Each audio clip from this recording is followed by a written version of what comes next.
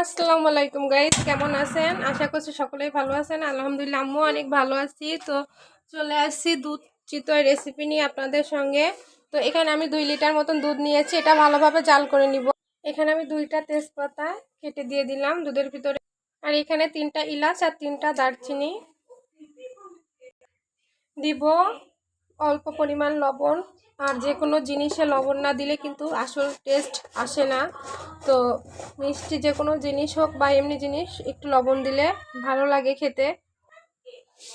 আর চিনিটা আপনারা আপনাদের পছন্দ অনুযায়ী দিবেন,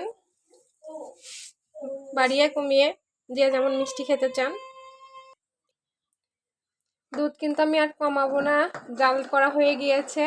তো এটা ঠান্ডা করে তারপর আমি পিঠাগুলো দিব। এরকম এত গরম অবস্থায় পিঠা দেওয়া যাবে না। দুধটা তো আমি কিছুটা ঠান্ডা করে নিয়েছি, 1 চামচ খেজুরের গুড় দিয়ে ভালোভাবে মিশিয়ে নিব, কারণ এই গুড়টা আগে দিলে কিন্তু দুধটা কেটে যাওয়ার সম্ভাবনা থাকে। এই জন্য ঠান্ডা করে তারপরে দিতে হবে খেজুরের গুড়টা। গুড় আমি দুধের সঙ্গে সুন্দর করে মিশিয়ে নিয়েছি, আর মিশানোর পর কিন্তু দুধের রঙটা পুরো চেঞ্জ হয়ে গিয়েছে। এবার আমি দুধের ভিতরে একে একে সবগুলা পিঠা দিয়ে দিব।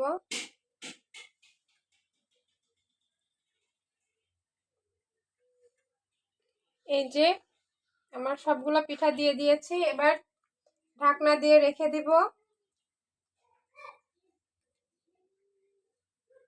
কিছুক্ষণ ঢাকনা দিয়ে রেখে দিলে পিঠাগুলো নিচে এমনি তলিয়ে যাবে।